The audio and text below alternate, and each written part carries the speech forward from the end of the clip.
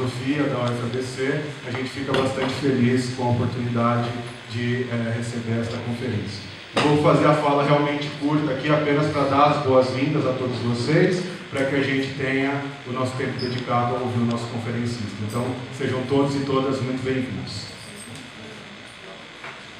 Também soma-se a essa atividade com muita honra, muito prazer estar junto com todos. A gente entende também que nós vamos numa linha que a gente tem que reforçar a luta de todos os trabalhadores no sentido de estarmos na garantia de seus direitos, cada vez mais buscar informações, buscar divulgar esse tipo de evento no sentido de levar assim, um conhecimento mais amplo e libertador, que nós entendemos também que faz parte da filosofia do SIMPRA-BC. Em nome do SIMPRA-BC, aqui a gente agradece também a possibilidade de fazer essa parceria, essa participação, e muito obrigado a todos. Professor Lúcio, muito obrigado em nome do Sindicato dos Professores do ABC. Que está nascendo agora, uma associação cultural analética, né, que vai ter justamente como objetivo principal reunir pensamentos e reflexões que estão sendo produzidas no Brasil e fora sobre a filosofia da libertação, né, e poder disponibilizar isso publicamente, dar acesso a isso. Mas o Daniel esqueceu de dizer da Igreja Povo de Deus em Movimento, né? A Igreja Povo de Deus em Movimento, o Padre Paulo está aí, depois também fará uma saudação. Tá bom? Obrigado pela presença de todos, ressalto, e é muita alegria receber o professor Dulce aqui. Quero agradecer imensamente por sua solidariedade de sempre atender aos nossos pedidos. Obrigado. Então é isso, só para a gente já dar início, o Padre Paulo vai fazer a última saudação e o professor Dulce, Padre Paulo, que é um guerreiro aí das causas libertárias e tem sido uma voz profética e alinhada com o Papa Francisco. Então, eu também o IPDM também é uma das organizações das que estão organizando. Então, boa noite a todos e todas. O IPDM é um grupo de padres, uns 15 padres de paróquias da Zona Leste de São Paulo. Nasceu em 2010, naquele marasmo que estava a igreja, né, nesses anos. E graças a Deus veio um Papa que nos colocou assim para cima e agora é o nosso guarda-chuva. Então não temos mais medo de ninguém.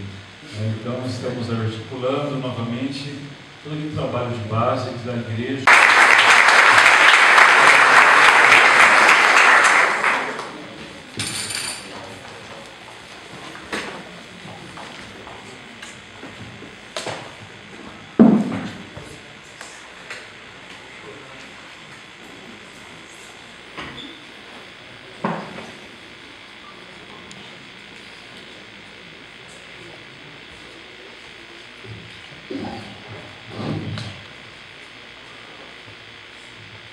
Debo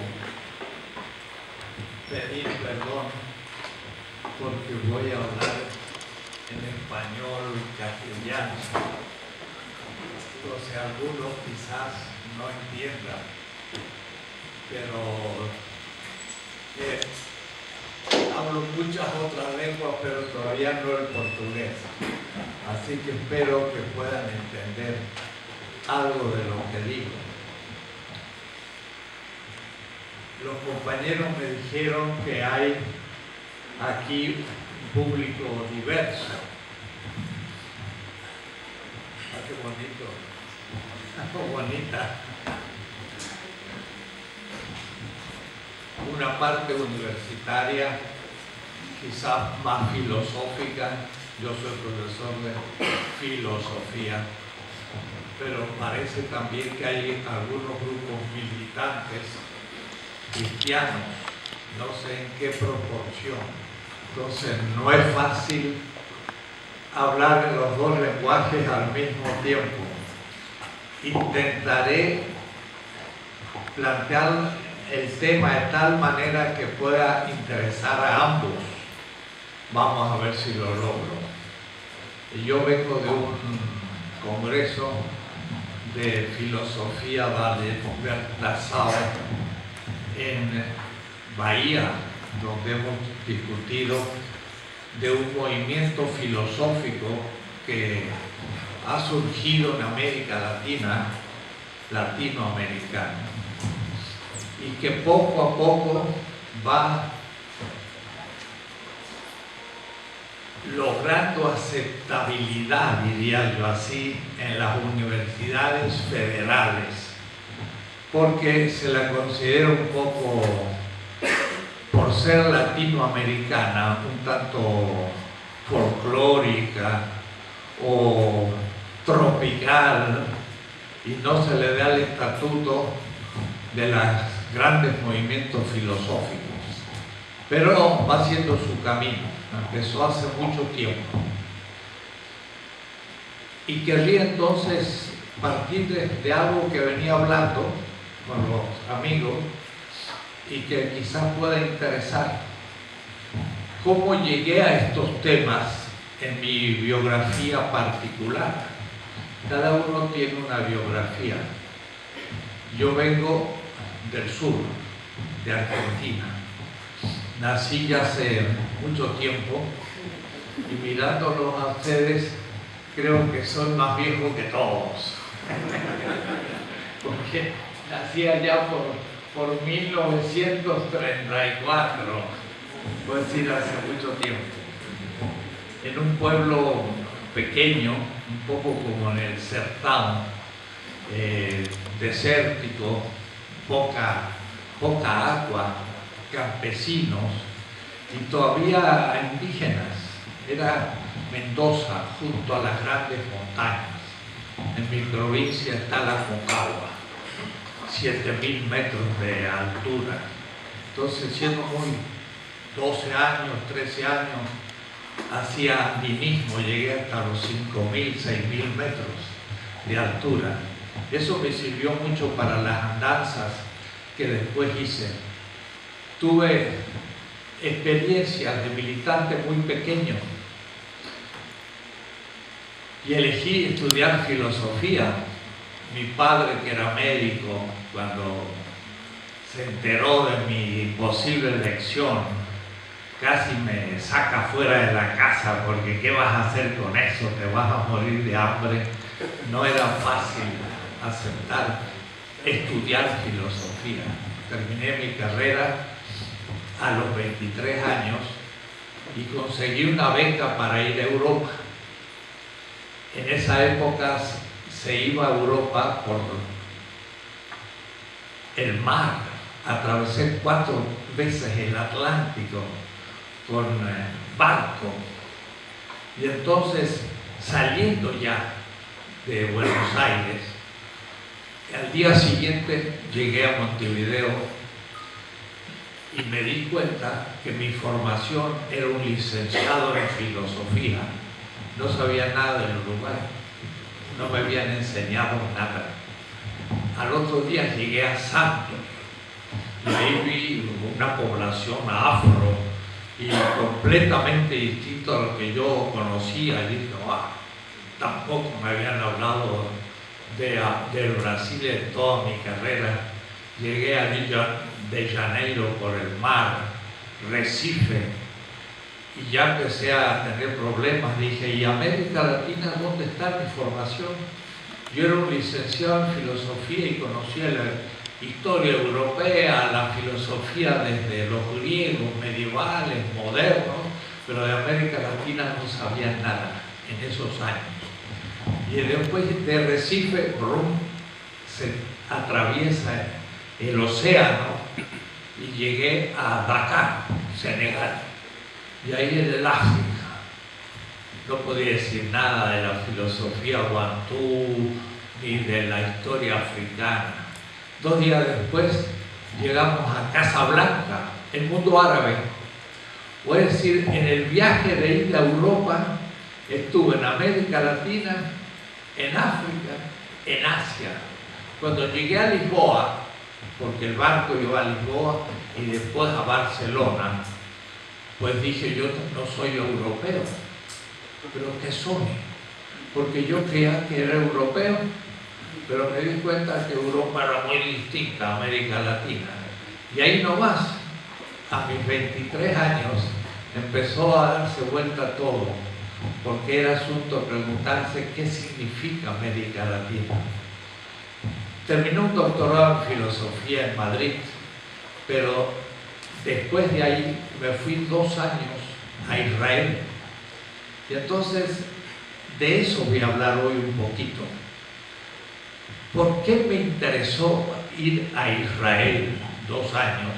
Yo sabía el griego, el latín, como los filósofos, pero yo me propuse estudiar el hebreo para poder criticar el pensamiento helénico o griego que se estudia en las facultades de filosofía. Entonces, me fui a Israel, y entonces ese tema va a interesar a los dos públicos, al público quizás universitario más filosófico y al público más militante cristiano. Porque yo me fui a Israel porque ya el verano anterior, estando en París, mi padre me había enviado $100, y yo descubrí que sería muy interesante ir a Israel. Y desde París llegué a Israel con $100. Tenía que hacer autostop, comía un pedazo de pan, un huevo, 1 litro de leche y una fruta, y se me acababa el presupuesto, y iba haciendo autostop, y con $80 llegué de París a Israel. Y ahí fui a Nazaret. En Nazaret hubo un carpintero hace unos 20 siglos, y entonces había una cooperativa de la construcción. Entonces dije, sería interesante volver aquí un tiempo para estudiar el hebreo y entender mejor el mundo semita. Y entonces me volví a España, terminé mi doctorado, y al año siguiente me fui a Israel. Entonces estuve 2 años carpintero en Nazaret. Y además, para estudiar el hebreo, me iba a lo que se llama el lago de Tiberias, donde había pescadores. El fundador del cristianismo tomó a Pedro, Juan, los llamados apóstoles, eran pescadores de ese lago. Y yo elegí en el Kibbutz Kinosar ser pescador. Pescábamos a la noche, se ponía una luz, los pescados venían, se tiraban una red y a la noche sacaban. Entonces me tocó pescar en el lago también. Entonces viví una experiencia de trabajo manual, estudio del hebreo, y que me sirvió después en toda mi vida, porque esto hace ya casi 60 años hace. Voy a construir sobre esa experiencia todo lo que voy a hacer después. De ahí después volví a Europa, 4 años en Francia, saqué un doctorado en la Sorbona, 2 años en Alemania, 10 años. 10 años en Europa, estudiando, sacando 2 doctorados, una licenciatura, además de la que tenía. Y en el año 67 volví a América Latina, en 1967. Y América Latina estaba en plena ebullición, nada menos que Argentina venía de tener un nuevo dictador. Y llegué 4 meses después de la dictadura de Onganía, llegando de Europa, y entonces tenía una formación filosófica y histórico mundial que me permitía empezar a pensar lo que pasaba en América Latina. Así nació aquello que llamamos filosofía de la liberación. No teología, filosofía. Yo era profesor de filosofía. Y entonces comenzamos desde una corriente de filosofía latinoamericana a descubrir nuestros temas. Les quiero contar ahora las grandes paradigmas racionales de ese pueblo semita. Digo semita. Semita significa algo muy amplio. Hace 3 meses estuve en Marruecos, en Rabat. había un público así como aquí, un poco más. Ulemas son científicos que conocen el Islam. Claro, los árabes parten del Corán, los cristianos parten del Antiguo y Nuevo Testamento, son libros muy distintos. Pero tanto el Corán como el Evangelio son textos semitas. Entonces los dos tienen muchísimo en común. Y por eso expuse un tema que ellos lo entendieron perfectamente y empezamos un diálogo muy interesante, que fue el origen mismo de este pensamiento que yo quiero exponerle hoy. Si yo hago un mapa, ¿puedo o no? Bueno, voy a emplear esto acá.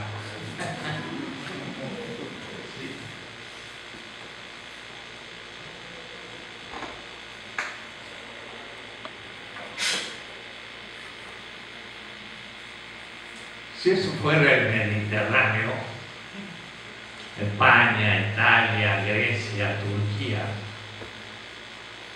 y luego lo que se llama el Cuerno del África y después la península arábiga, aquí está el río Éufrates y el río Tigris, y esta es la más antigua civilización que por ahora conocemos. Quizás haya otras, pero por ahora la arqueología no ha descubierto.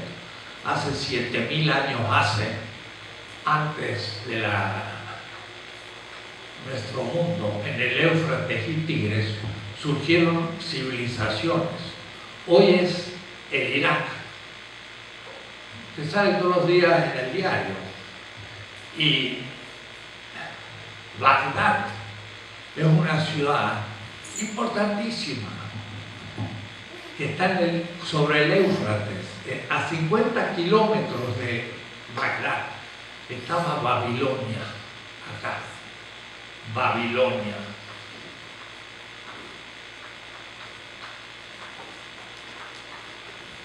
Esto es un país que los bárbaros del siglo XXI, los bárbaros, gente muy bruta, muy ignorante, muy violenta, ha destruido completamente en el siglo XXI.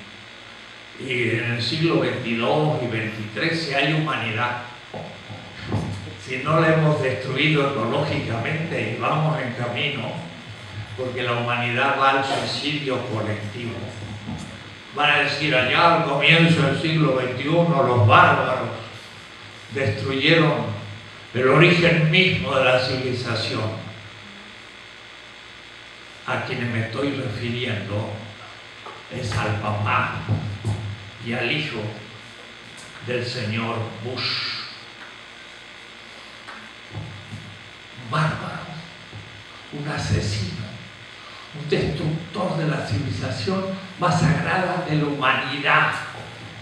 Y lo han bombardeado y lo han destruido completamente. Bagdad era el centro de la historia mundial durante 5 siglos, del año 700 hasta el año 1200. De Bagdad salían las caravanas a la China, iban por Kabul a la India, de acá salían a Egipto y también iban a Constantinopla.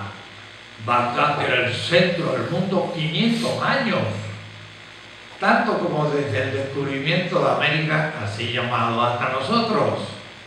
Digo, para que se den cuenta qué terribles tiempos estamos viviendo. En esa Babilonia hubo un gran rey, se llamaba Hammurabi. Hammurabi, vamos a escribirlo despacito.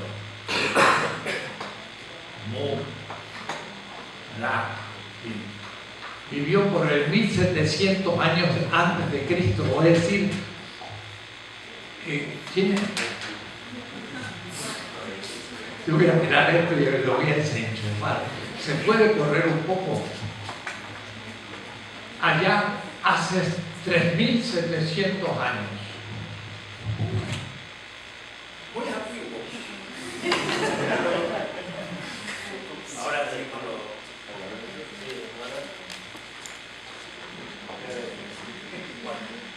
voy a borrar esto.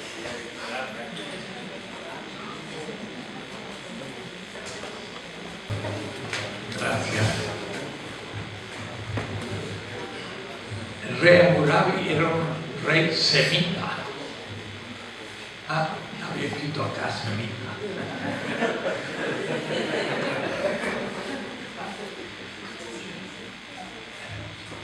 Y el pueblo semita tiene una cierta manera de ver la realidad.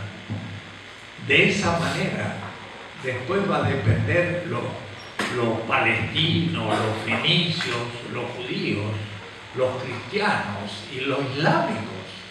Todos estos pueblos van a tener una misma estructura de pensamiento.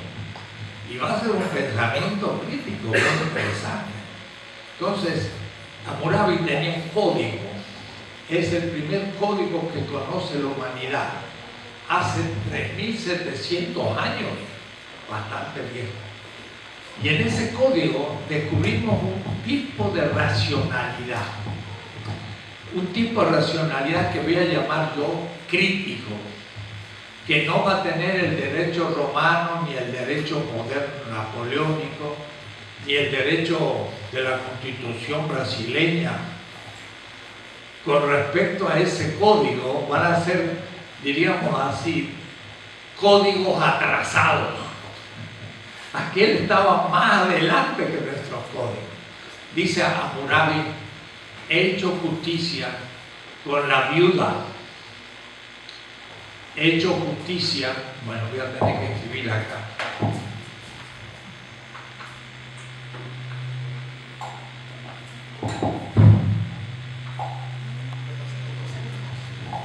He hecho justicia con el huérfano.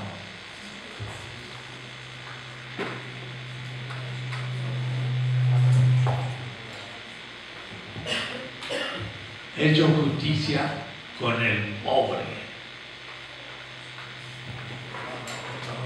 Está muy fuerte, hay que bajarle el porcentaje.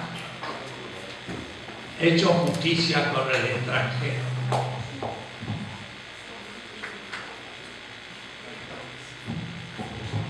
Miren qué notable. Hace justicia no con su mujer. Eso es fácil, con mi mujer. Hace justicia con la mujer del otro. No hace justicia con el hijo. Hace justicia con el hijo de que se ha quedado solo, es huérfano. No hace justicia con el rico, sino hace justicia con el pobre. No hace ni siquiera justicia con el conciudadano, sino que lo hace con el extranjero. Esas categorías son categorías críticas que suponen un tipo de racionalidad. Y estas tipos de racionalidad significa que hay un sistema vigente,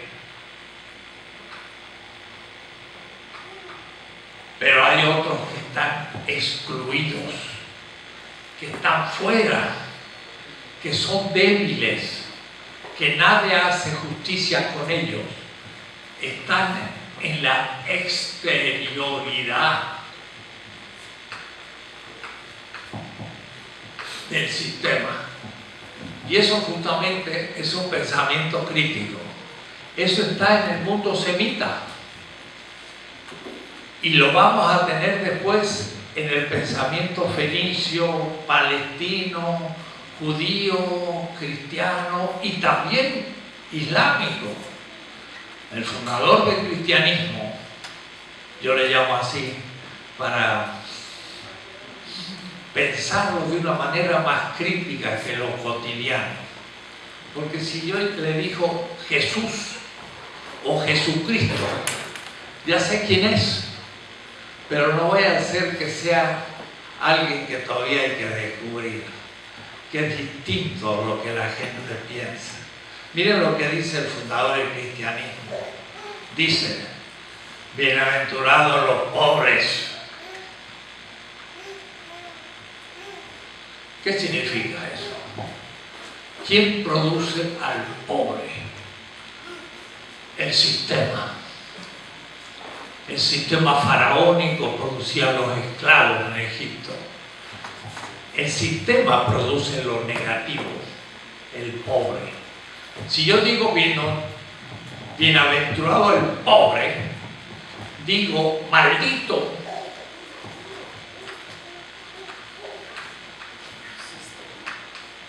El orden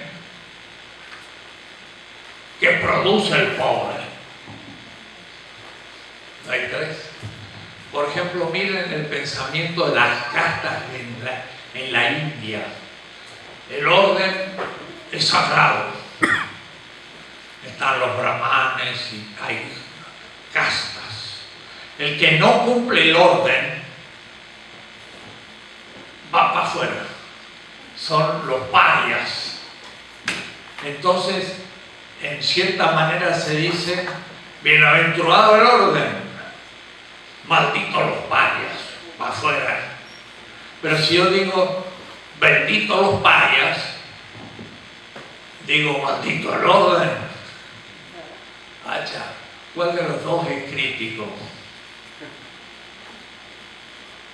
Es un pensamiento muy crítico, porque está justamente criticando el sistema y el orden desde el dominado. Eso es la Mesopotamia. Aquí. En Egipto, que hace 5.000 años antes de la era común, comenzaron las primeras dinastías. Había un dios para los egipcios, claro. Se llamaba Osiris. Ese dios era el dios de la resurrección de los egipcios. Hace 5.000 años. Muy antiguo.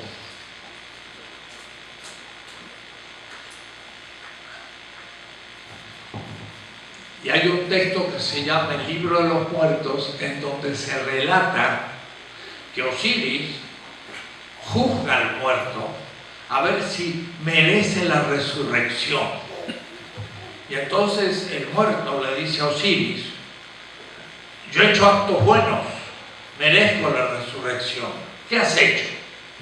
Entonces el muerto le dice en el capítulo 125 del Libro de los Muertos de Egipto, di de comer al hambriento,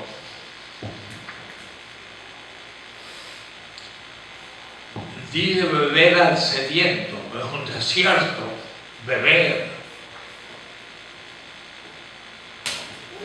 di un vestido al desnudo, un vestido, y una barca al peregrino, porque había un río en Egipto, que era el río Nilo, se necesitaba una barca. Pero miren ustedes, comer es la primera necesidad para mantener la vida. Si no como, me muero. Beber es la segunda necesidad de la vida. Si no tomo agua, me muero. Tercero, mi cuerpo tiene temperatura. Si hace frío y no logro recuperar el calor, me muero. Es decir, el criterio de la bondad del acto que merecía la resurrección es comer, beber, vestir. Alguien podría decir, son muy materiales. Hace 2000 años,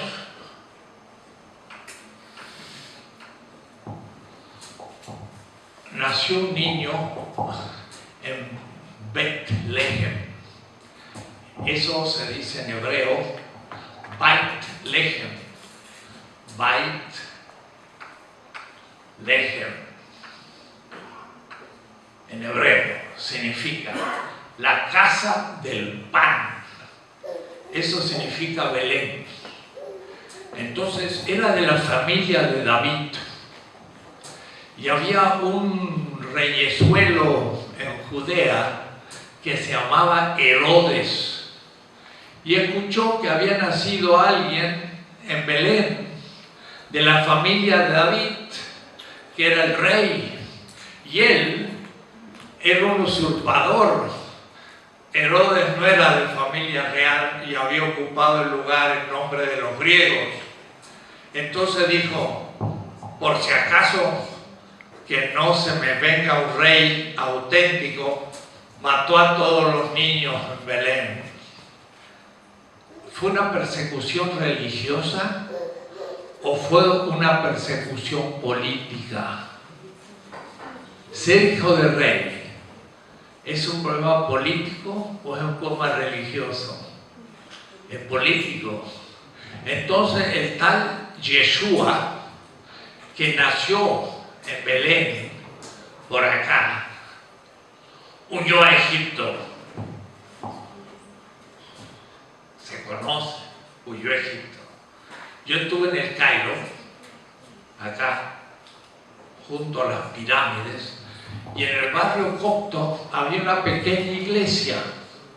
Y dice, aquí estuvo Jesús en el Cairo.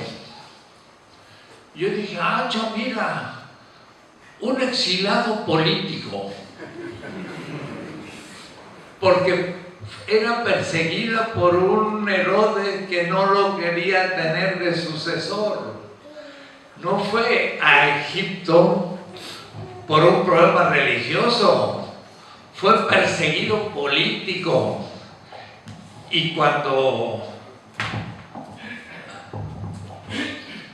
supieron que había muerto Herodes, dijeron, podemos volver a Israel.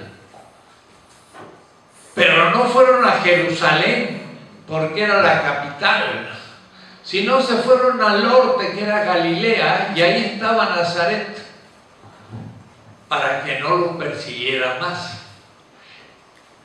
Este personaje, que lo voy a escribir en hebreo también, porque era judío 100%, que se dice Yeshua. Así se escribe Jesús.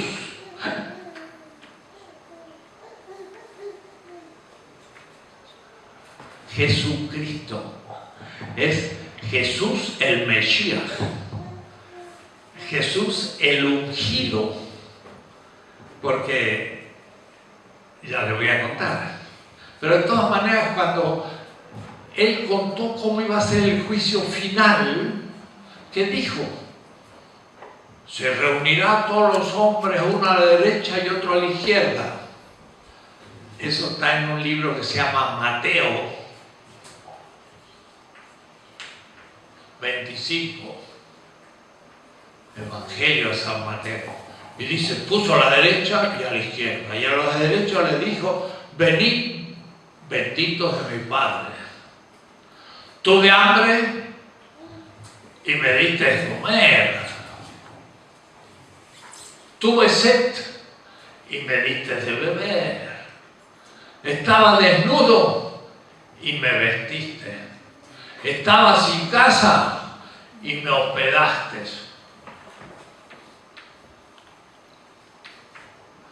Notable. El fundador del cristianismo coincide con Osiris, el egipcio. Lo aprendió en Egipto. Estuvo ahí.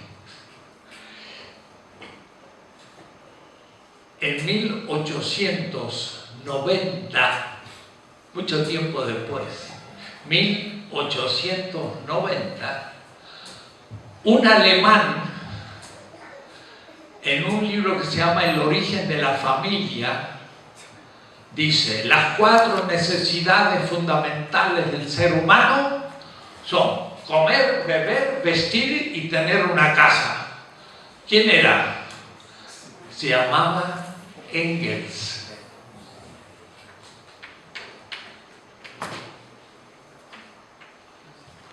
Amigo de Carlos Marx.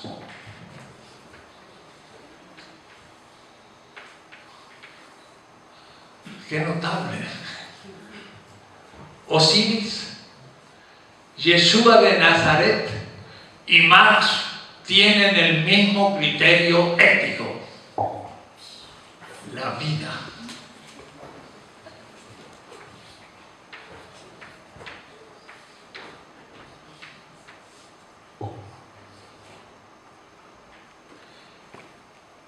Si doy la vida, soy bueno. Si quito la vida, soy malo. Si doy de comer, soy bueno. Si dejo en hambre, soy malo. Es un criterio material. Ah, pero ¿qué significa material? Lo conducente a la vida. No la materia física. La materia es aquello que permite la afirmación de la vida. Vean ustedes entonces que en el pensamiento semita es un pensamiento vitalista, cuya ética es concreta y empírica, y no dice el bien es alguien que cumple los valores, el bien es alguien que cumple las virtudes, el bien es alguien que cumple la ley. La ley. No. Es quien da de comer al hambriento. ¿Por qué? Porque estos criterios tienen que ver con este otro. Eso es el pensamiento semita.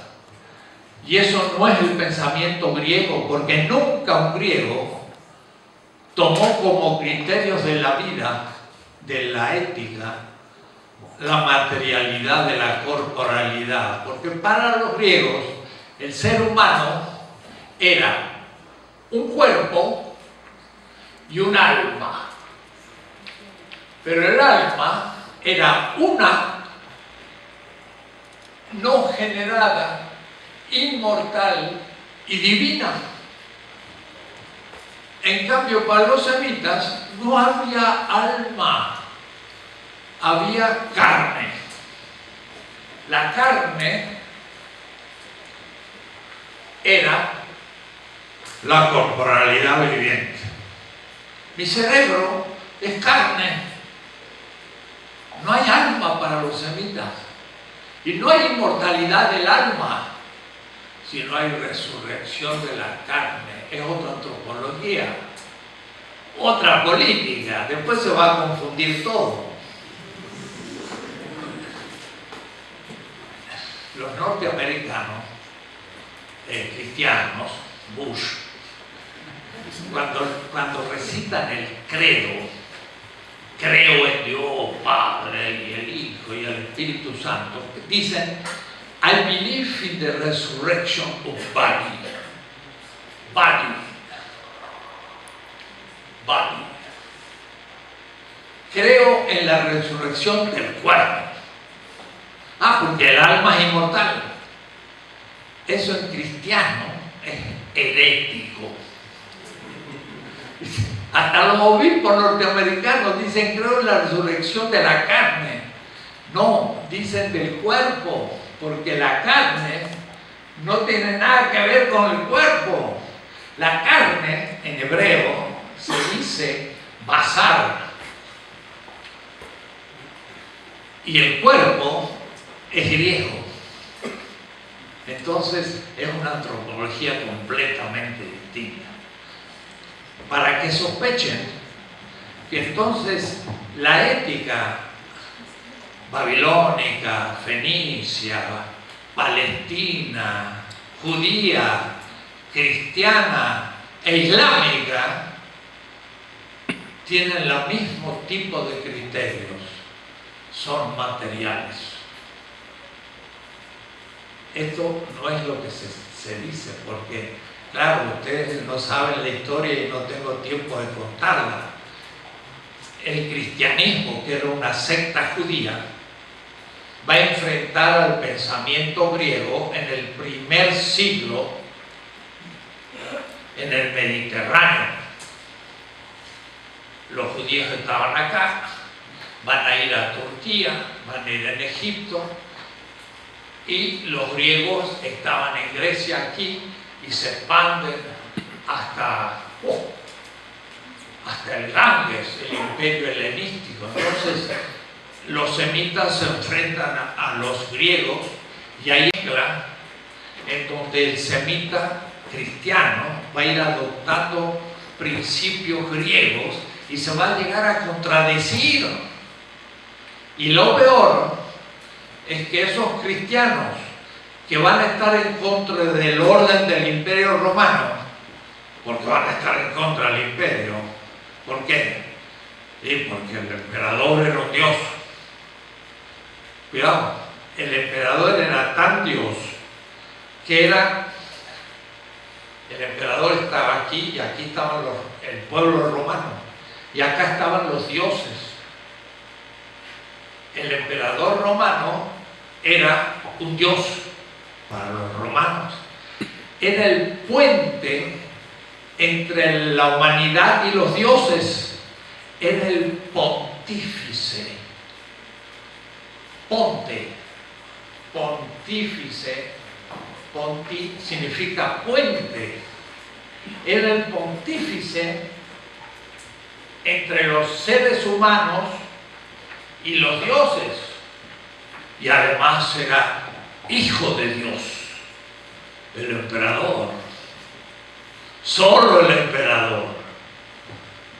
Y en cambio los cristianos empezaron a decirle a todos los ciudadanos griegos y romanos: hijo de Dios, tú también eres, y eres esclavo.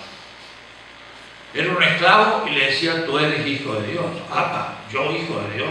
Sí. No, es solamente el emperador. No, tú eres igual que el emperador.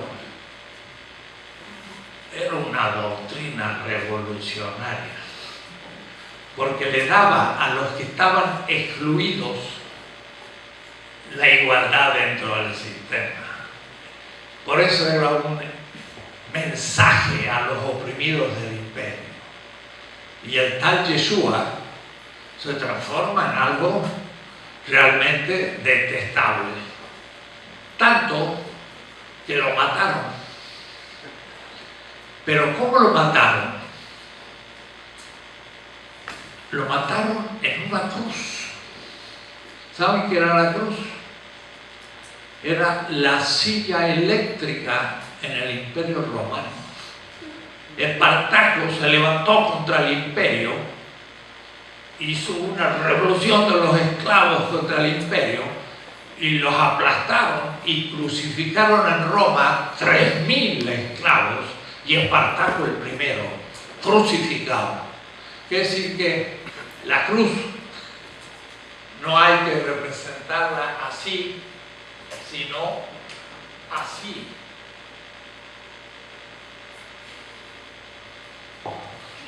Una silla eléctrica. Eran los que se levantaban contra el imperio, los que eran ultimados por rebeldes. Y entonces, al decir bienaventurados los pobres, decía maldito el orden. Y decía: ustedes pobres son lo mismo que el emperador. Y eso se regó en todo el imperio como una llama, y el imperio fue conmovido.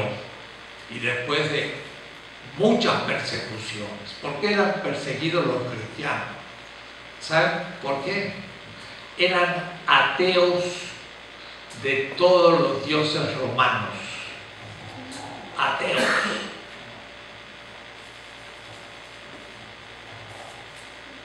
No creían en ningún dios romano. La tierra no es Dios, el sol no es Dios, la luna no es Dios, todos los dioses romanos no son Dios. Negaban todos los valores del imperio al circo. Eran rebeldes. Pero después de 4 siglos eran tan numerosos que Constantino era uno de los 4 Césares del imperio. Diocleciano dividió el imperio en 4 partes y Constantino estaba en las Galias y venció al otro César, y acá estaba Licinus, pero Licinus tenía Turquía, que ya era muy cristiana. Entonces Constantino le dijo a los cristianos: si yo venzo, le voy a dar la libertad. Entonces le ganó al otro emperador y Constantino quedó como único emperador de todo el mundo romano y fundó Constantinopla, la ciudad de Constantino, en el 330, del lado griego y no en Turquía, en el Bósforo. Pero entonces los cristianos, que estaban críticos del imperio, ahora van a ser el fundamento del imperio. Y entonces se va a producir una inversión del cristianismo, porque de perseguidos van a ser el fundamento del imperio. Y ahora cuando los esclavos se levanten contra el imperio se va a fundar en el resucitado, y en nombre de Cristo va a esclavizar a los esclavos. ¡Wow! Se invirtió. Y entonces eso llega hasta Hegel. Hegel dice: el fundamento del Estado, del orden, es la religión, porque es el que le da fundamento al imperio. El Kaiser alemán, el emperador alemán, se fundaba en la iglesia luterana, en este caso ya no católica. Entonces Marx, cuando empieza la crítica al Estado, allá en 1846, sobre un artículo sobre la censura, el Kaiser lo expulsa de Alemania. Entonces él dice: el Kaiser me expulsa porque dice que es un rey cristiano, el emperador de Alemania. Y dice Marx: lean San Agustín y los padres de la iglesia y díganme de dónde han sacado al Estado cristiano.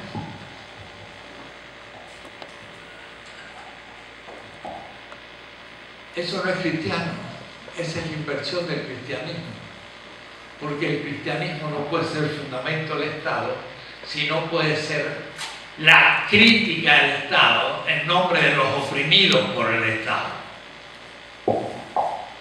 Miren lo que dice Marx: soy ateo del Dios que justifica al Kaiser. Entonces el ateísmo de Marx es como el ateísmo de los profetas de Israel. Isaías agarraba los baales fenicios y demás, los ponía en el monte Carmelo, ponía fuego y se quemaban. Y decían: soy Dios, son dioses, tienen ojos y no ven, tienen boca, no hablan. Y se reía Isaías de los dioses fenicios. Isaías, el profeta, era ateo de los dioses fenicios. Hay que ver: yo soy ateo. ¿Ah? ¿De qué Dios? Ah, yo soy ateo del Dios cristiano. Solo eres ateo del capital también. Porque hay muchos que creen en el Dios cristiano, pero también creen en el capital como Dios. Y entonces son fetichistas, aunque se crean cristianos, porque también el sistema, cuando se hace capitalismo, se torna a Dios. Y entonces Marx dice: el capital, cuando llega a ser capital financiero, que es el que hoy reina en la tierra, al cual se inmola la humanidad, porque usted tiene una deuda, tienen que pagarla, y si eso supone que se mueren de hambre, mala suerte, pero hay que pagar la deuda. El fundador del cristianismo dijo: perdóname mis deudas así como yo perdono a mis deudores. Ah, si Wall Street fuera cristiano, tendría que perdonar todas las deudas. Y en serio, no son cristianos, son idólatras al Dios capital. Entonces de pronto Marx sale siendo ortodoxo, es ateo del Dios capital y cree que un criterio es volver al trabajador el trabajo que ha ganado y no que se ha acumulado como plusvalor en el capital. Y entonces de pronto sale siendo un autor perfectamente semita, a tal punto que tenía él, Marx, el nombre, su nombre es Marx Leví, por parte de madre. Leví significa en hebreo sacerdote. La familia Marx era judía. El abuelo de Marx era el rabino de Trèveris. Y 400 años hay rabinos judíos en Trèveris, Marx. El padre fue un abogado y el tío era el rabino de Trèveris. Era una familia hebrea y aplicó todas las categorías del pensamiento semita a la economía política. Pero a su vez la economía política tiene que ver con el comer, el beber, el vestir y el hospedar. Ahí se juega realmente la vida. Entonces, miren, tanto a los militantes cristianos aquí presentes como a los filósofos les estoy dando materia para ambos. Y estoy diciendo, América Latina tiene distintas surgentes de su historia. Por una parte, los pueblos originarios, y ellos tenían una vida comunitaria fuerte. Por otra parte, vienen los bantúes, que también tienen una vida comunitaria muy fuerte. Pero los que son blancos o mestizos vienen de un mundo cristiano que se invirtió al hacer del cristianismo el fundamento del rey de Portugal y del emperador español. Y dijeron que vinieron a América para evangelizar. Pero ¿cómo usted puede evangelizar teniendo en una mano una espada y en la otra un evangelio? Es una contradicción, porque el cristianismo se había invertido. Pero además se produce en el 1500 con Álvarez Cabral en Brasil y en 1492 en América Latina una segunda inversión del cristianismo. Porque no solamente el cristianismo fundamenta el Estado, sino que con la conquista de América y de Brasil,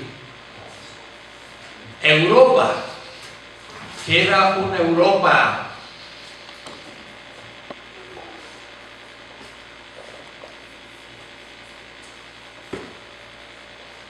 la Europa latina, que no es la Europa bizantina, griega.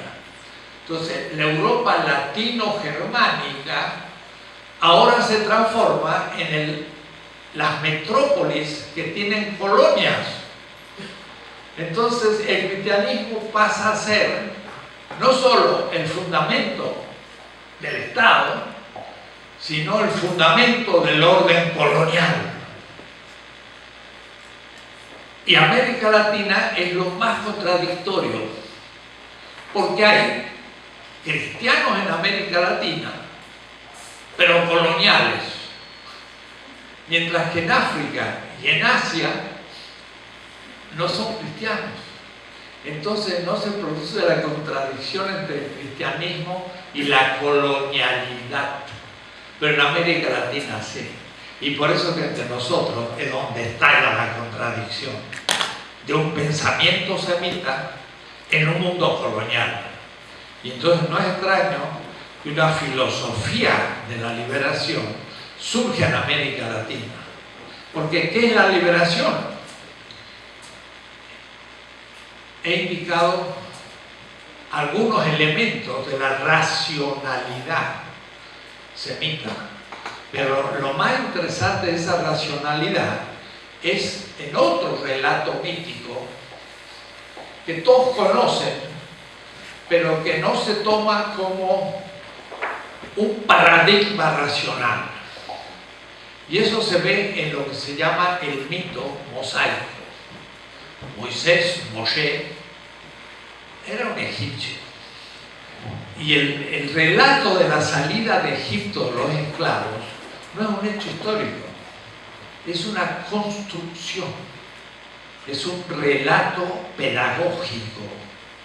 Entonces se dice, en Egipto, el Estado, el orden en Egipto, estaba el faraón, que era divino, pero estaban los esclavos que estaban dominados, los esclavos. Los esclavos eran los pobres, pero más que pobres, eran los no humanos, porque fuera del sistema. Y entonces, el relato, que lo tenemos como un relato mítico, lo voy a presentar como un paradigma racional, filosófico, ético, político, económico, psicológico, lingüístico, de todas las ciencias. Se da un sistema y en el sistema hay un dominado. Hay un dominador y un dominado. El dominado cobra conciencia de su esclavitud y lucha contra el orden establecido. Y luego de muchas luchas, las plagas de Egipto, que hasta el hijo del faraón fue muerto y la sangre llega al Nilo, esos son metáforas de revolución social. Al fin salen al desierto hacia la tierra prometida. Hay un sistema y otro sistema. No hay uno, hay dos.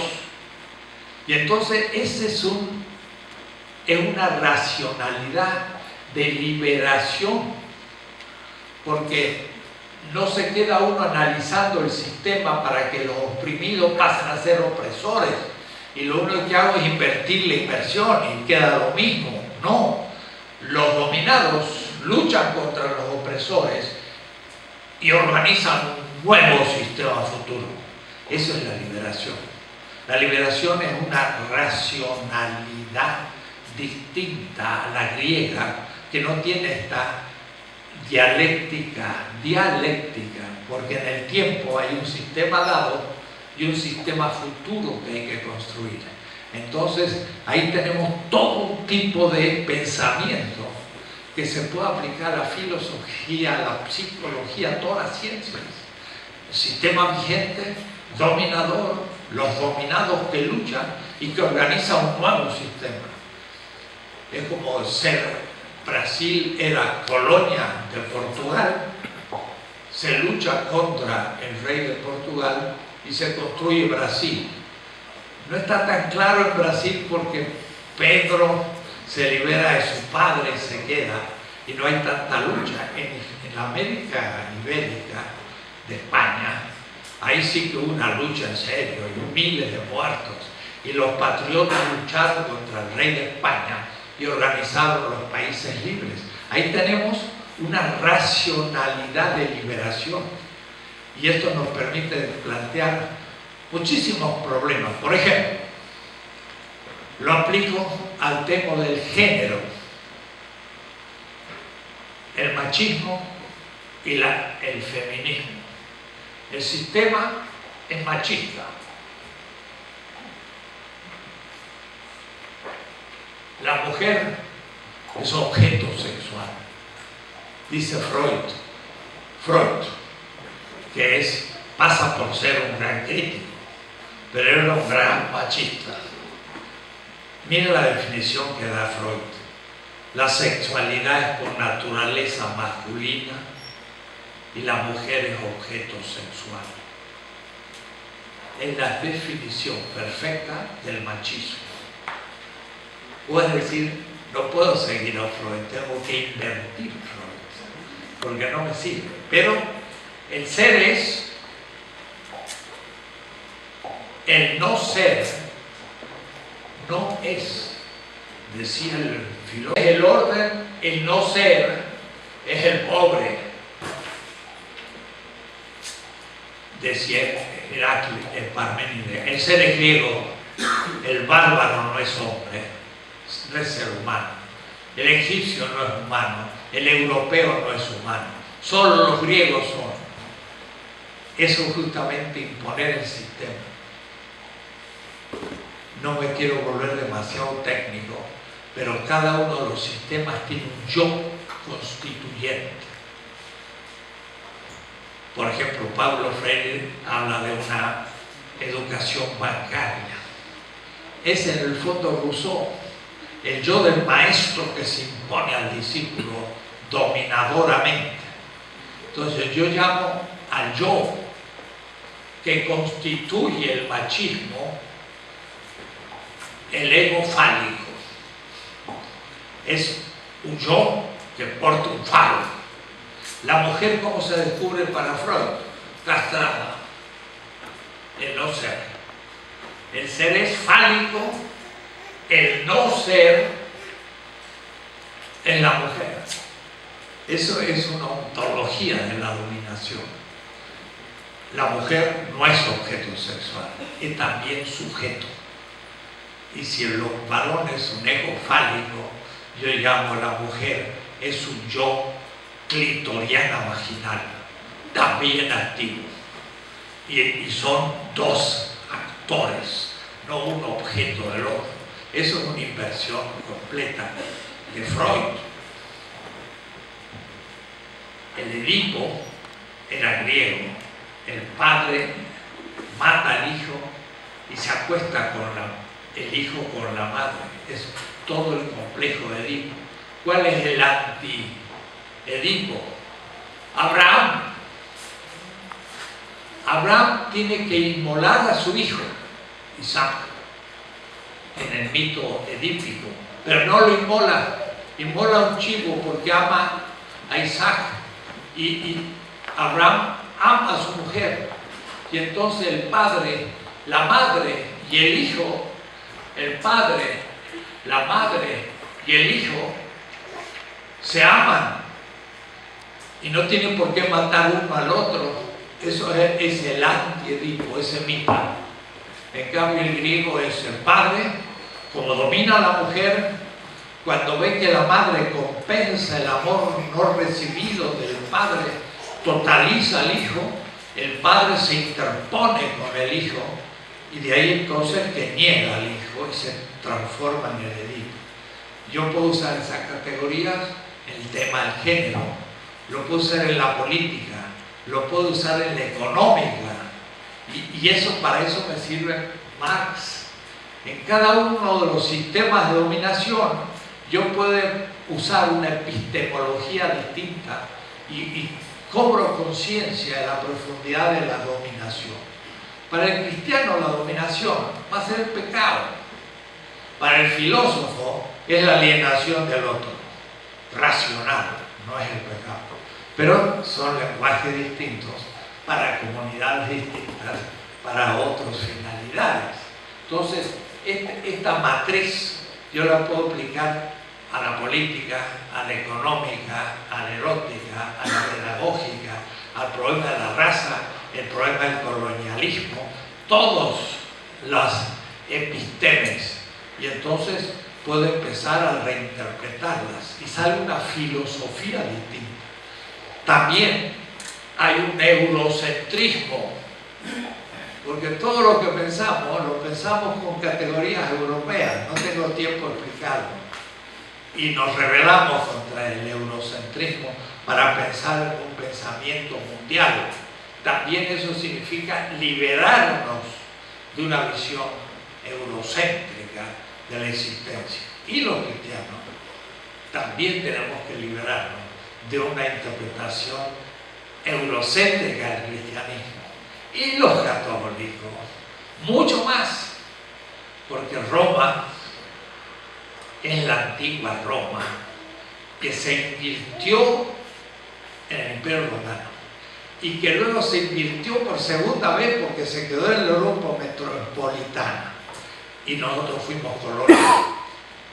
Y por eso la significación del actual Papa. Es el primer Papa en 2000 años que viene del mundo colonial y está moviendo el piso porque ve todo de otra manera y los europeos sienten que es algo que nunca habían pensado y actúa de una manera que está fuera de su horizonte, viene del sur y entonces estamos viviendo una etapa sumamente interesante porque tenemos ahora otras posibilidades entre los cristianos primero, pero también en la filosofía, una filosofía crítica del eurocentrismo, que toma la gran filosofía presente, pero que no la comenta, sino que la estudia, la asume y la supera. Y vamos a nuevas temáticas que nunca el pensamiento europeo había planteado. Y entonces ahora estamos planteándole temas a los norteamericanos y a los europeos que ellos nunca habían pensado. Y eso es la filosofía de la liberación, que allá por 1969-70 comenzamos a hablar de ella. Y en estos 40 años se ha hecho mucho camino, se ha escrito mucho y va realmente creciendo desde los oprimidos, desde los pobres, como objeción al sistema vigente, dominante, pero en cada nivel. Hay un nivel político y entonces hay una nueva manera de ver lo político, lo nacional, el Estado, lo popular, los movimientos sociales, todo se lo piensa de otra manera.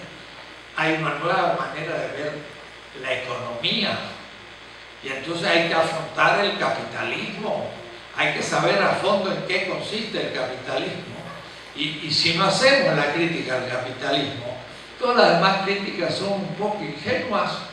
El país ahora, Brasil, está viviendo una crisis económica espantosa. ¿Pero por qué? Porque en el fondo no se ha cambiado todavía el paradigma neoliberal en economía. Y entonces un gobierno que era popular, que era del Partido Trabajista, tiene ministro de Economía, un neoliberal de Wall Street que podría estar siendo ministro en Estados Unidos y operaría de la misma manera. Tenemos que inventar una transformación. Entonces es un momento de enorme creatividad. Además, en la Iglesia hubo 30 años de persecución al pensamiento crítico.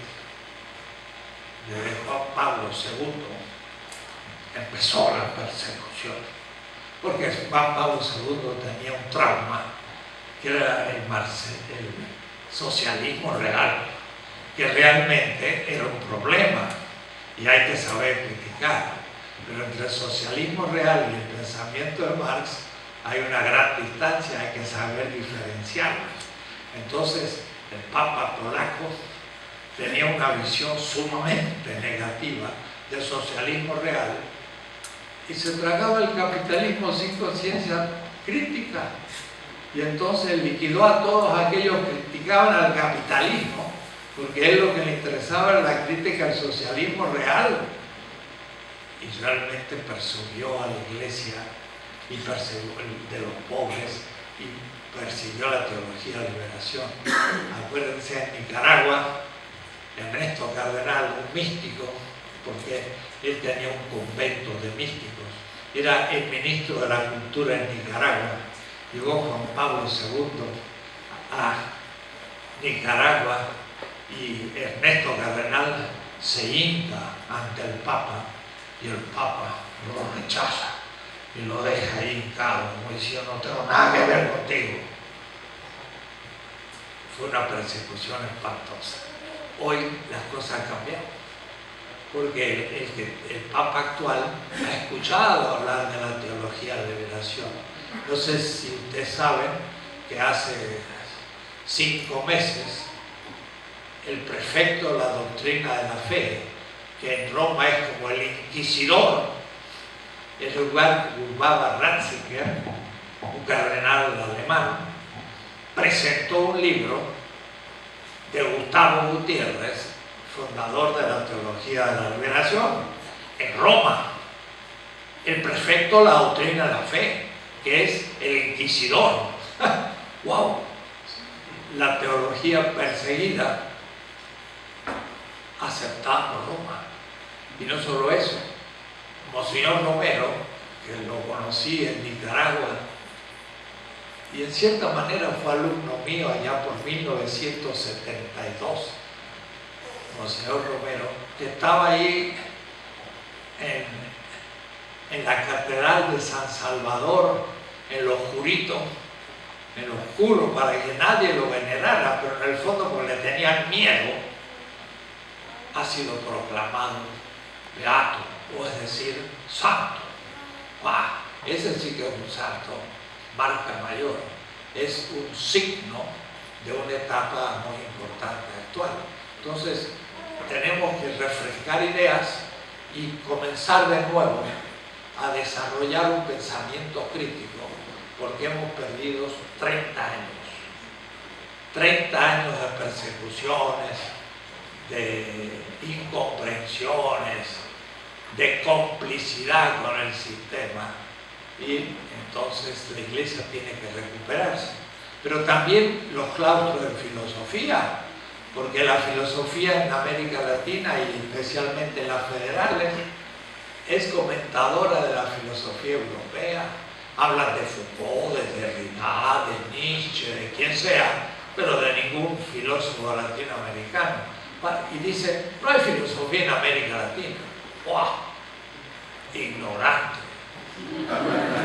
Hemos publicado un libro de 1100 páginas, pequeños tipos, 2 columnas, 1100 páginas sobre la historia de la filosofía en América Latina, grandes temas, y 300 fichas de grandes filósofos latinoamericanos. Quien diga que no hay filosofía en América Latina es un ignorante, aunque sea profesor de la Federal, doctor en Harvard. No funciona. Hay que conocer lo nuestro, hay que empezar a pensar lo nuestro.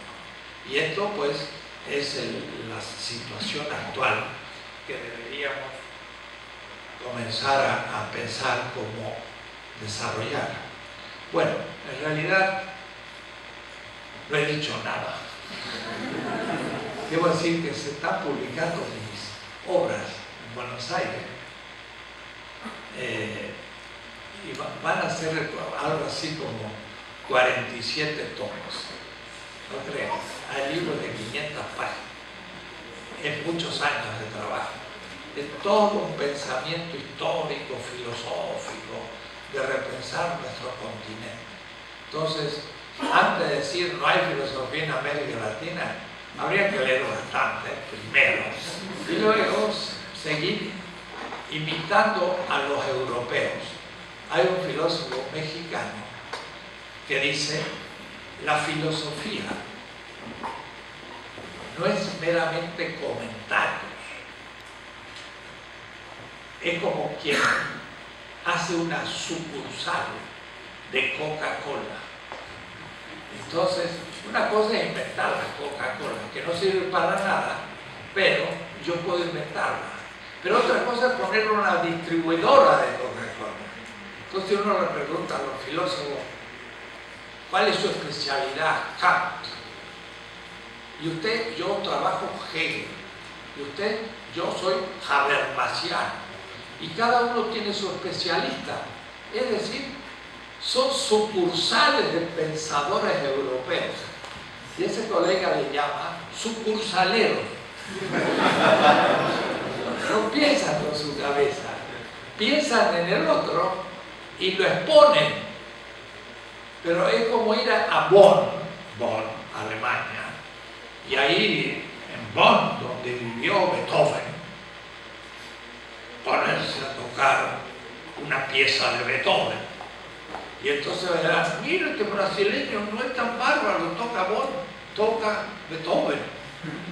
Mejor sería que toque una música propia, que sea la mejor del mundo y no imitarlo a ellos. Además, Beethoven, en la novena sinfonía, cuando uno llega a Bonn, había una pequeña ventana en su lugar de trabajo, un viejo piano, y él por la ventana veía a los campesinos junto al río Rin bailar la cosecha. Y entonces, viendo la alegría del canto de aquellos campesinos, se inspira y compone la novena sinfonía. Beethoven se inspiró en la alegría del pueblo, no de una ópera o de un teatro donde iba a tocar música. Él se inspiró en el pueblo. Y entonces después uno lo imita. Eso no es filosofía, es exponer sucursales. Necesitamos crear filosofía. En cuanto a la teología, ya la teología de la liberación es reconocida en todo el mundo como un producto latinoamericano. Es interesante. Hay pocos productos latinoamericanos.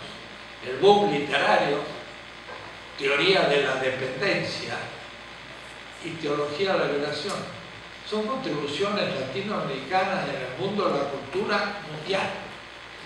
Filosofía de liberación viene detrás, porque el lugar donde se practica son las universidades públicas en gran parte. Y como las universidades públicas son las que fueron reprimidas por las dictaduras militares, no pudieron prosperar, pero esperamos que crezcan en el presente y en el futuro, porque es un pensamiento latinoamericano nuestro. Bueno, no quiero ser más tiempo, se puede leer todas las cosas que he dicho, hay mucho escrito sobre el tema. De paso tengo una página, aunque veo que hay dificultad para conectarse con la página, pero las páginas son casi siempre las 3 W, después escriben mi nombre, Enrique Dussel, todo junto, .com. Y ahí están todas mis obras y se pueden bajar. Entonces sale gratis. Y puede, entonces, el que quiera leer muchas cosas, porque es un trabajo sistemático. La primer semestre que enseñé en el 67 fue América Latina en la historia universal. Y de ahí fui construyendo un pensamiento que sigo elaborando en el presente. Yo dejaría aquí, porque el día ha sido largo para mí y continúa, y venimos de un congreso de filosofía, y espero que en Brasil el pensamiento brasileño arraigue y pueda crecer con raíces propias y no solo imitando el pensamiento europeo y norteamericano como ha sido casi hasta el presente. Quizás algunas preguntas, pero muy despacio para que las entiendan. Muy bien, gracias.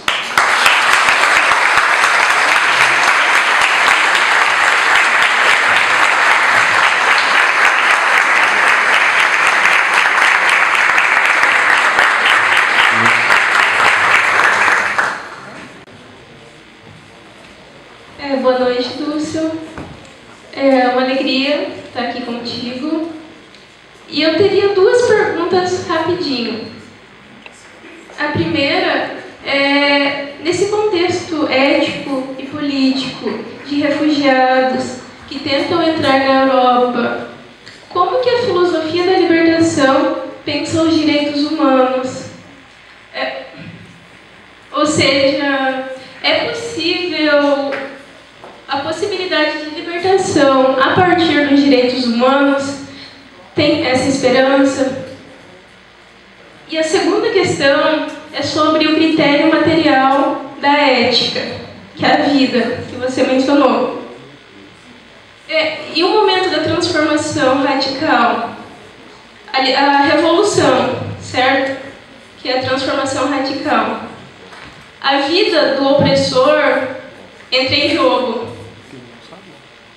Como que a filosofia da libertação resolve isso? A vida do opressor na revolução e a vida do oprimido, já que o critério material da ética é a vida. Como pensar isso?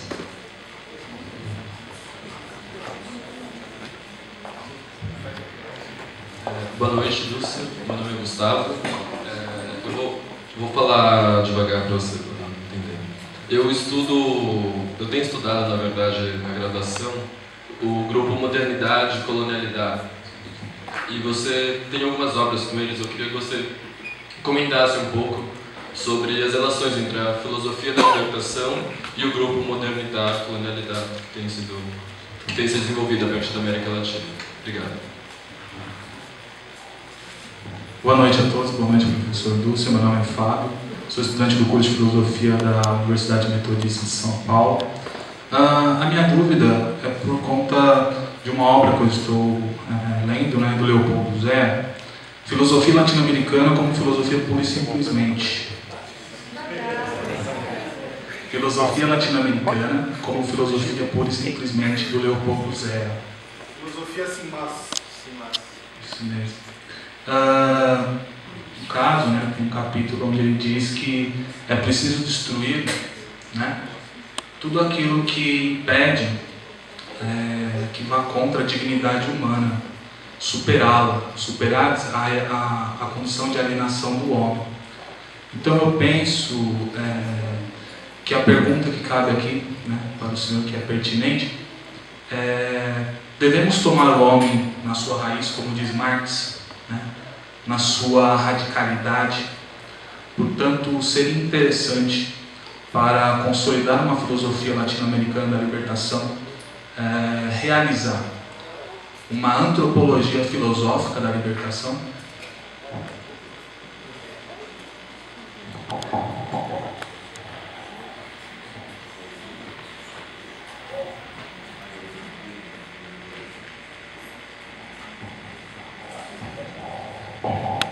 Bueno, muy bien, las tres son concretas. La primera, derechos humanos. El tema de los derechos humanos es ambiguo, porque todo sistema político tiene sus derechos. Por ejemplo, el sistema feudal tenía derechos feudales. Tomás de Aquino, un gran pensador, hablaba del jus dominativo, que significaba el derecho de la dominación que tenía el señor feudal sobre los siervos. Y para Tomás de Aquino era jus gentium, el derecho de gentes.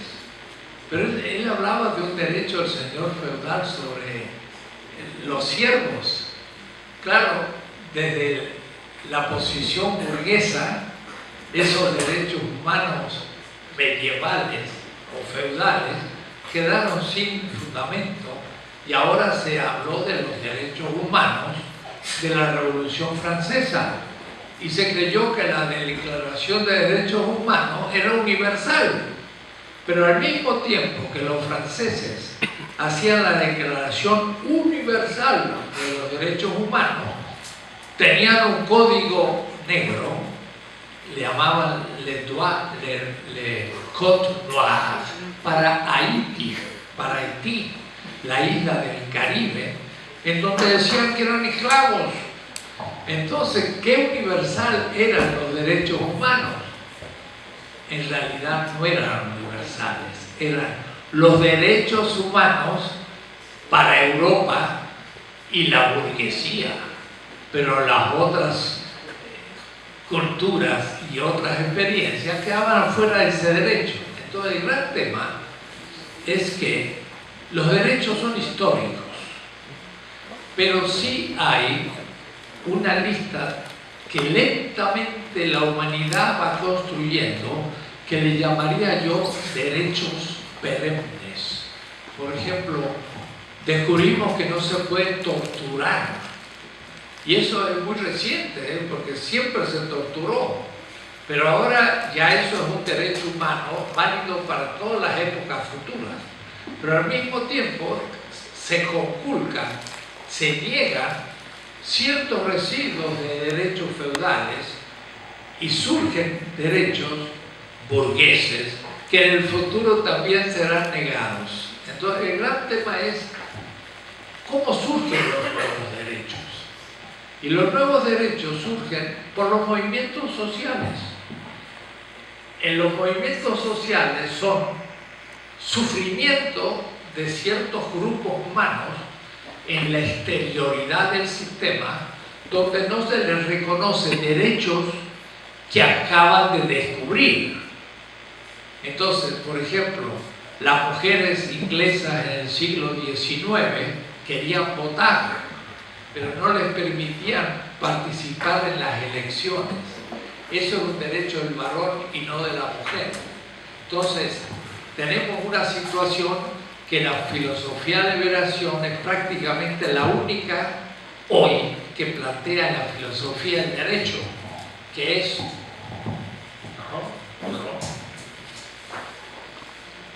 a partir de ese paradigma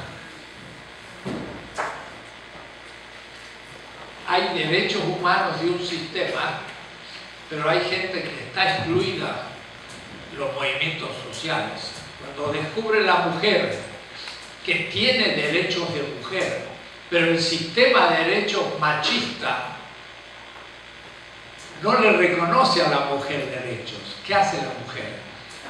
Constituye una comunidad y tiene consenso acerca de que ellos tienen derechos, pero la sociedad vigente, dominadora, tiene un consenso, pero machista.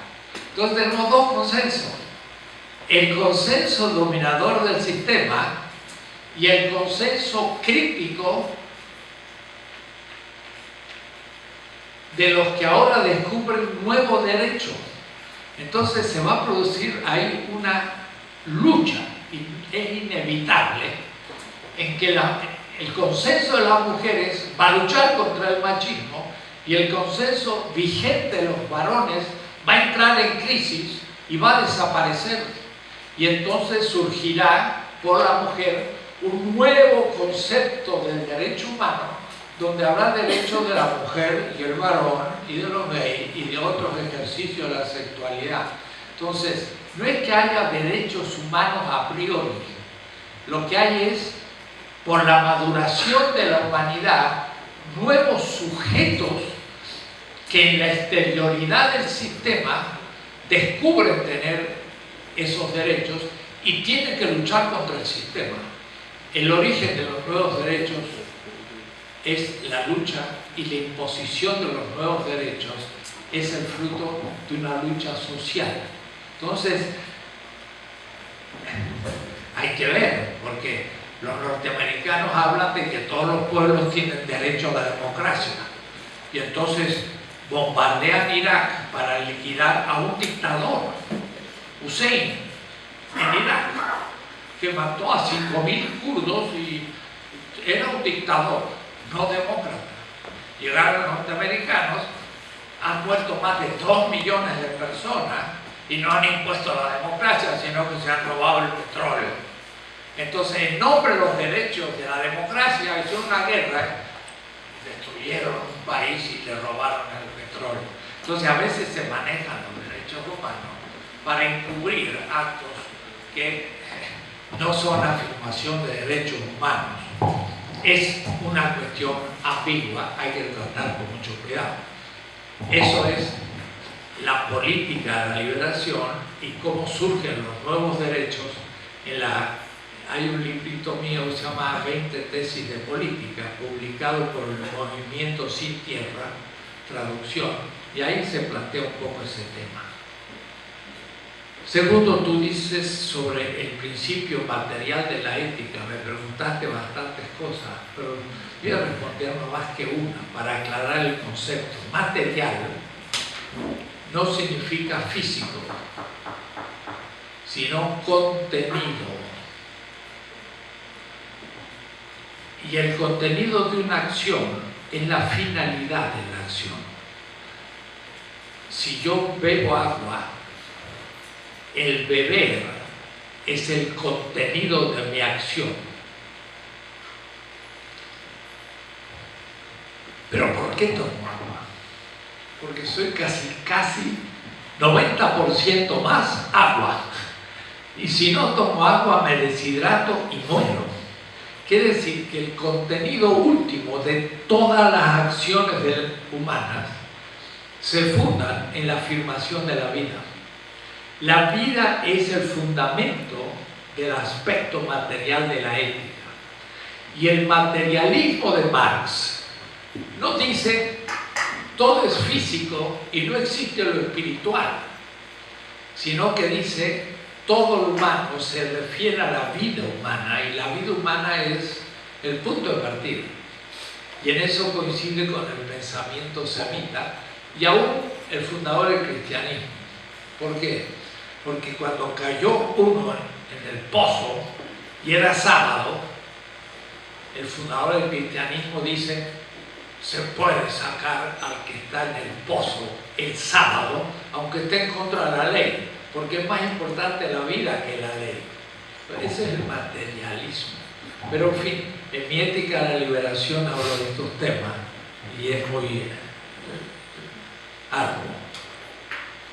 Sobre la colonialidad, ese es el gran tema actual. Hablamos de descolonización epistemológica. Significa las ciencias, sobre todo sociales, la historia, la psicología, la antropología, la lingüística, casi todas son eurocéntricas y somos colonias mentales de Europa. Entonces hay que descolonizarse y eso vale para todas las ciencias. Y eso supone también para los europeos una nueva comprensión de Europa, porque ellos se comprenden como los más avanzados de la humanidad y dando a los demás la ciencia, pero no se han dado cuenta que también han dominado a los demás, se han creado el colonialismo y cantidad de cosas negativas y aún ponen hoy en cuestión un cierto modelo de la ciencia a la sobrevivencia de la humanidad, porque la tecnología hace grandes descubrimientos, pero no ve los efectos negativos. Y medimos, por ejemplo, que un país anda bien si este año aumentó 4% su producción, o está mal, estamos en cero de desarrollo. Tener más autos significa que estamos mejorando, o tener más autos significa que estamos yendo más rápido al suicidio colectivo, destruyendo la vida en la Tierra. Entonces, tenemos que descolonizar la ciencia por un concepto negativo de la modernidad. La modernidad tiene muchos aspectos positivos y hay que aprender, pero tiene muchos aspectos negativos que hay que saber criticar. Y en ese punto creemos que estamos al fin de la modernidad. La sociedad no da más en la línea que está yendo. El término absoluto del desarrollo es la extinción de la vida. Y estamos aceleradamente acortando la posibilidad de la existencia de la especie humana sobre la Tierra. El calentamiento de la Tierra no es una cosa pequeña. Y el capitalismo no puede parar su lógica. Y entonces continúa destruyendo la Tierra. Además, las grandes transnacionales pagan científicos cómplices que dicen que podemos solucionar los temas con nuevos descubrimientos. No se puede. La temperatura va creciendo y tenemos que cambiar la civilización. Pero eso es el fin del capitalismo. Entonces la modernidad es un problema para la humanidad. Y la colonialidad es la ciencia, la tecnología, el sistema económico, como el neoliberalismo, que nos está enfrentando al suicidio colectivo. Entonces, nos aproximamos a etapas absolutas de la historia humana. O cambiamos o desaparecemos. Y la desaparición de la especie humana no es imposible, está a corto plazo, 1 o 2 generaciones. Y se terminó esto porque va geométricamente creciendo los efectos. Entonces, hay que ser crítico de esa modernidad. ¿Cuándo comenzó? ¿En qué consiste esa modernidad? Yo pienso. Yo amo, yo deseo, no, la emotividad quedó fuera. Constituyó la naturaleza como explotable. Exploto la naturaleza, compro y vendo la naturaleza. No es sagrada la naturaleza. No es, miren, a veces digo a mis alumnos, lo que está vivo en mí no ha muerto hace unos 3.500 millones de años.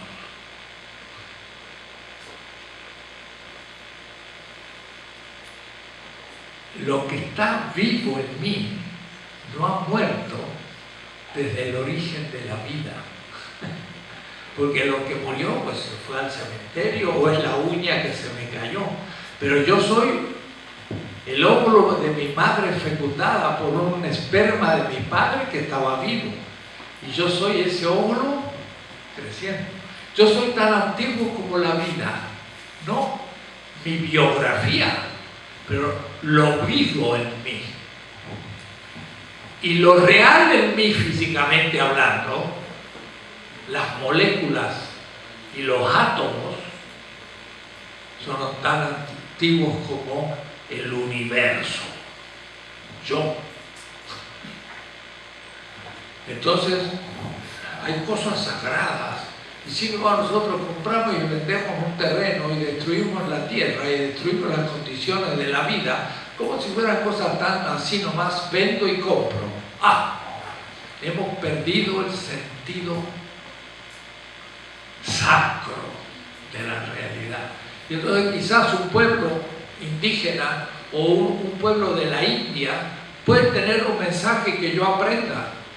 Entonces, la modernidad hay que ponerla en cuestión. Tercera, se citó una obra de Leopoldo Sea, un gran pensador mexicano. Él justamente estando en París escribió un libro que yo leí que dijo: América Latina está fuera de la historia universal. Y eso me llamó la atención y trabajé para volver a insertar América Latina en la historia universal. Porque nosotros estudiamos una historia de la antigüedad, la edad media, la edad moderna y descubrimos América. ¿Y de dónde salen los indígenas? Estaban ahí. ¿De dónde vinieron nuestros indígenas? Los tupis guaraní, o los tupinambas, o tupinambás. Vinieron del extremo oriente del oriente. Todos son asiáticos. Y los españoles y portugueses vinieron del extremo occidente del occidente. El choque de la historia mundial más impresionante. Entender América Latina es entender toda la historia universal. Entonces, hay que replantear toda la educación que damos, porque tenemos una visión eurocéntrica de la historia en la escuela primaria, secundaria, en la universidad, en todas partes. No nos entendemos. Sea tuvo mucha razón en decir.